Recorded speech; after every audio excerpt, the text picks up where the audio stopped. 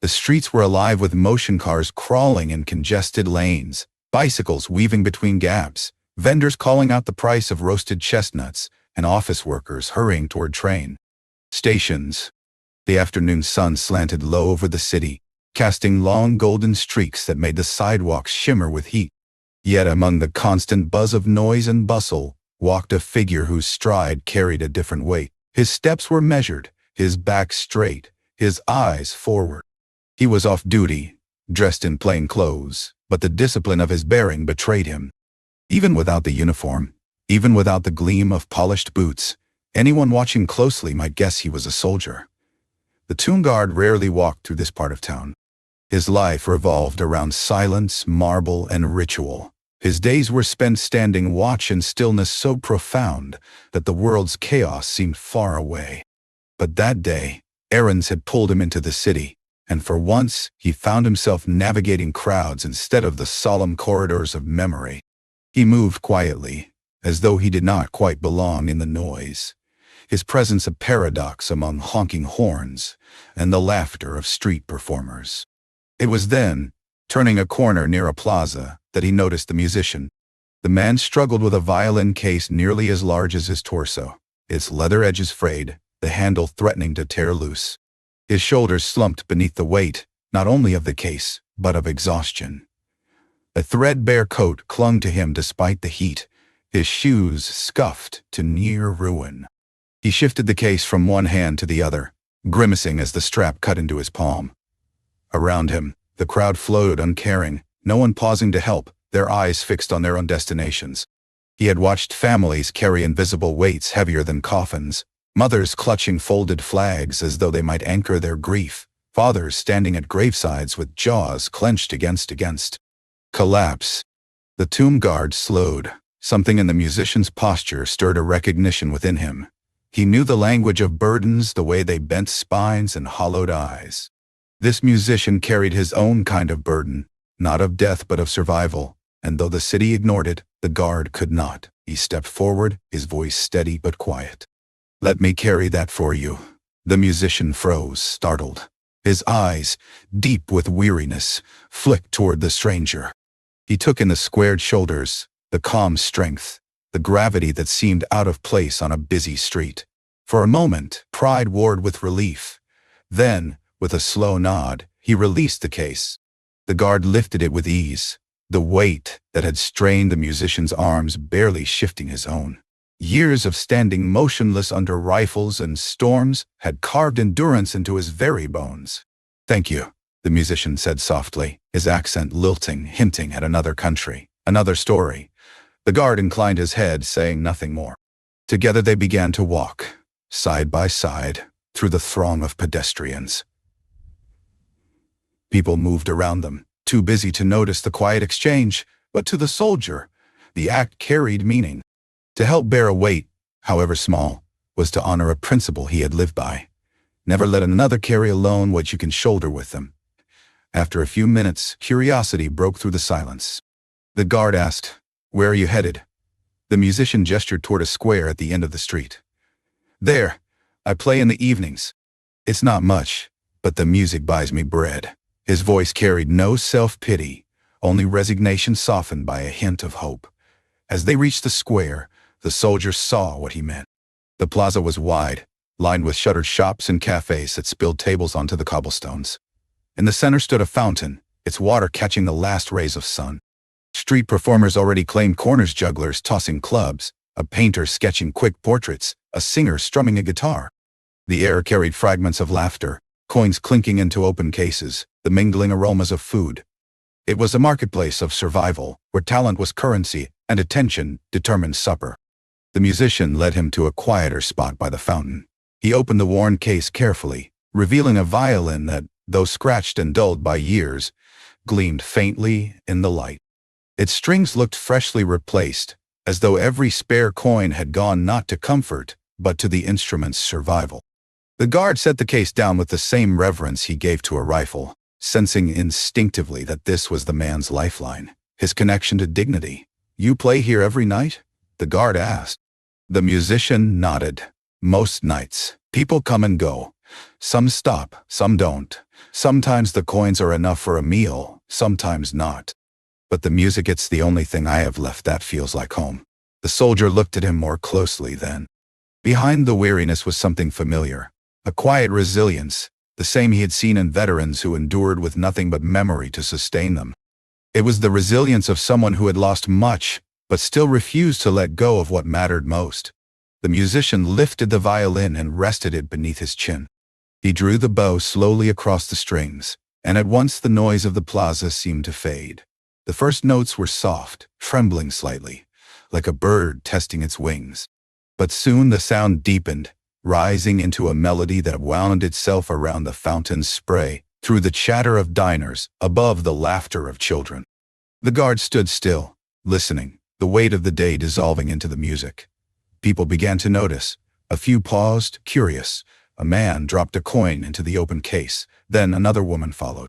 The notes grew stronger, surer, filling the square with a richness that defied the violin's battered surface. The melody carried sorrow and hope intertwined, the ache of loss wrapped in the persistence of beauty. The soldier felt it strike something deep within him. He had spent years mastering silence, embodying dignity without sound. But here was another kind of dignity, one that spoke through strings and bow, through the language of music. The melody reminded him of the funerals he had witnessed, the soft strains of taps that floated through folded flags and tear-streaked faces. But this music was not only mourning.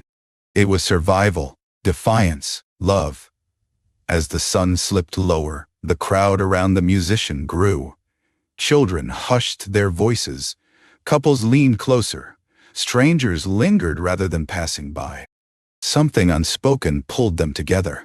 Something the guard recognized. Respect. Not the formal kind dictated by uniforms and ceremony, but the raw, unfiltered respect that arises when a human heart reveals its truth. When the piece ended, the square erupted in applause. The musician bowed, a faint smile tugging at his lips, gratitude shining through his exhaustion. Coins clinked steadily into his case, more than enough for dinner, perhaps even shelter for the night. The guard watched quietly, his own chest tight with something he could not name. The musician turned to him. "Thank you," he said again. But this time the words carried more than gratitude for carrying a case. They carried the weight of being seen, of not being invisible in a world that often rushed past. The soldier gave a small nod. The music. It honors more than you know. The musician tilted his head, puzzled, but the guard offered no further explanation. Some truths were too heavy for casual words, yet deep inside, the soldier knew this encounter was not chance. It was a reminder, a lesson. Dignity lives not only in marble silence, but in battered violins, in fragile songs played for strangers on crowded streets. And though neither of them realized it fully yet, what would follow the song, the response of the crowd, the story that would ripple far beyond that plaza, would not only change the night. It would stop the street, and it would leave them both with a memory as enduring as any carved in stone. Night had nearly settled by the time the second performance began. The sky above the square deepened into indigo, street lamps flickering to life with halos of amber light. The fountain sparkled beneath them, droplets catching and reflecting the glow like scattered stars. The air was cooler now, tinged with the smell of roasted chestnuts and fresh bread, as if the city itself was preparing to rest. Yet the plaza remained alive, buzzing with the aftertaste of the musician's first song. People lingered, reluctant to leave, curious to hear more. The soldier stood to the side, still as ever, but his heart beat with an unfamiliar rhythm. In his life of silent watches, he had grown used to being overlooked, invisible, even as he stood at the center of ceremonies. But here, surrounded by strangers united by music, he felt the opposite, seen. Not for who he was, not for the uniform or the oath he carried, but as part of something human and unguarded. The musician lifted his violin once more. He hesitated briefly, bow hovering above the strings, as though searching for the right truth to tell next. His eyes closed, and then the bow descended. This time, the melody did not begin softly. It leapt immediately into a haunting strain, a call that sliced through the chatter of the square. Conversations died mid-sentence. Feet stilled. Even the clatter of dishes from a nearby cafe paused as waiters leaned toward the sound. The music was urgent, insistent, carrying with it not only beauty, but demand. It asked the crowd to listen not casually, but with the full weight of their attention. The soldier felt the change instantly. His body, trained to respond to the slightest shift, recognized the gravity in the notes. They carried the weight of memory, the sting of wounds both visible and hidden. He closed his eyes, and for a moment he was transported back to funerals, to marches, to nights under foreign skies, where silence was broken only by gunfire and prayers. Yet the music did not remain in sorrow. It rose, climbed, and then unfurled into something larger, something that wove grief and gratitude into a single fabric. Around him, the street stopped. Cars slowed as drivers leaned out of windows to catch the sound. Cyclists braked, their wheels squealing softly as they stood still on the cobblestones. Pedestrians who had been rushing with bags and phones froze mid-step, drawn toward the fountain. In less than a minute, what had been a noisy intersection of lives became an audience, hushed and wide-eyed. The city itself seemed to hold its breath. The violin sang on. The bow danced with ferocity, pulling from the strings a voice both fragile and fierce. It told stories without words, of homes lost, of dreams carried in pockets, of families separated by borders or fate. It told of resilience, of standing again when the world had pushed one to the ground. And through it all, it carried a thread of hope, shining like a lantern in darkness. The guard felt tears sting at the corners of his eyes, though his face remained composed. He thought of the countless times he had stood in silence as families wept before the tomb. He had always believed his stillness honored them, that silence itself was a language of respect. But this music showed him another truth. Sound could honor, too. A violin could bear witness as faithfully as a sentinel. He glanced at the crowd. Strangers pressed shoulder to shoulder, their differences dissolved in the shared spell of the melody. A child perched on his father's shoulders, her small hands clasped in awe. An elderly woman clutched her chest, lips trembling with unspoken memory. Even those who had arrived only to pass through, tourists, commuters, late workers, stood rooted, unable to turn away. The climax built slowly, relentlessly. The bow moved faster, the strings vibrating with raw intensity, until it seemed the instrument itself might split from the force. The music swelled, filling not only the square but the narrow streets that branched from it, echoing against stone walls and windows. People further down the road paused, confused at first, then drawn toward the source. The circle around the musician widened, layer upon layer of humanity pulled into the orbit of the sound. And then, with a final surge, the melody broke open. It soared upward, fierce and unyielding, before plunging suddenly into silence. The last note hung in the air like a breath held too long, refusing to let go. For a heartbeat, the world remained utterly still. The fountain's spray seemed frozen mid-arc, the lamps buzzing quietly in the absence of everything else. Then the applause erupted. It was not polite, not measured, but explosive, a release of the tension the music had built. Hands clapped, voices cheered, feet stomped against cobblestones. Some cried openly, their faces wet but smiling. Others shouted words of thanks in languages the musician might not understand, but the sentiment was universal. In that moment, every barrier dissolved between rich and poor, native and stranger, soldier and civilian. The music had leveled them all into a single audience, bound by awe. The musician lowered his bow, his chest heaving with exertion, his eyes shining with something between exhaustion and triumph. He looked at the crowd as though he could hardly believe it himself. And then his gaze fell on the soldier. Their eyes met, and in that silent exchange, gratitude passed like a current. For the case carried, for the dignity afforded, for the recognition that even in a noisy city, his song mattered. The soldier did not smile, but he nodded once, deeply.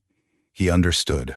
As coins and bills poured into the open violin case, the musician bowed repeatedly, his voice hoarse as he whispered thanks. People lingered long after, unwilling to break the spell, speaking to one another with the intimacy of those who had shared something sacred. Stories would spread the next day of how a song stopped the street, how strangers were united for a few precious minutes by nothing more than notes on a violin. The soldier eventually turned to leave, his stride as steady as when he had arrived, yet inside, something had shifted. He carried with him the sound of that melody, woven now into the fabric of his own silence. In his watch at the tomb, he had always embodied memory through stillness. Now he realized there was another way, through the living voices of those who carried burdens and transformed them into beauty. As he disappeared into the night, the city slowly resumed its rhythm, cars rolling forward, shops closing, footsteps echoing once more. But those who had been there would never forget. For a brief time, a song had silenced the city more completely than any order. And in that silence, hearts had spoken louder than words. The takeaway lingered like the last echo of the violin. Dignity is not confined to ceremonies or uniforms. Sometimes it rises from unexpected places, a battered instrument, a weary musician, a stranger willing to help carry a case.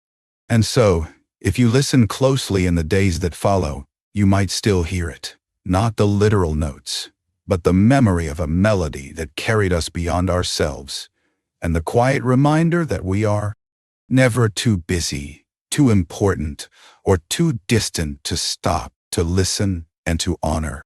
And when it does, it can stop even the busiest street, reminding the world that respect, gratitude, and shared humanity are the truest music of all.